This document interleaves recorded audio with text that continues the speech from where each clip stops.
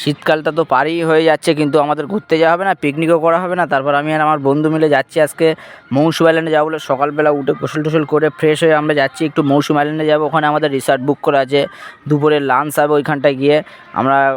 তারপরে ওখান থেকে যাই আমরা বারাইপুরির ওপর দিয়ে যাবো, বারাইপুরির ওপর দিয়ে নামখানা কাকদ্বীপ লাইন, নামখানা ব্রিজটা কিছুটা পার হয়ে গিয়ে ওখান থেকে 8-10 কিলোমিটার মতো ভিতরে। তারপর নামখানা ব্রিজের আগে দেখলাম গাড়ি ধরছে, আমি যাই ভাবছিলাম যে গাড়ি ধরবে, ওভার স্পিড চেক করছে, আমাদেরকে দাঁড় করেনি কারণ আমাদের ওভার স্পিড হয়নি। আমি ইউটিউবে দেখেছিলাম অনেক গাড়ি ওভার স্পিড চেক করে, এই জন্য আমি আস্তে আস্তেই যাচ্ছিলাম। আমাদের সামনে একটা দিদিভাইদের গাড়ি দাঁড় করিয়েছে ওখানে। তারপর আমরা ওই মৌসুমী আইল্যান্ডের আগে একটা জেটি ঘাট পড়বে, জেটি ঘাটে বাইকটা পার করতে হবে।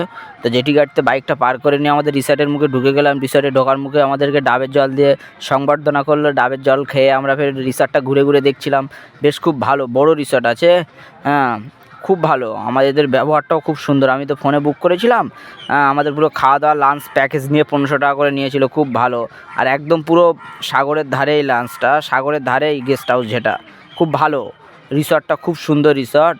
তারপর আমরা ওই আশপাশ ঘুরলাম, এসে খুব সুন্দর, দেখো কত সুন্দর লাগছে, দুপুরের দৃশ্য তো খুব ভালো লাগছে।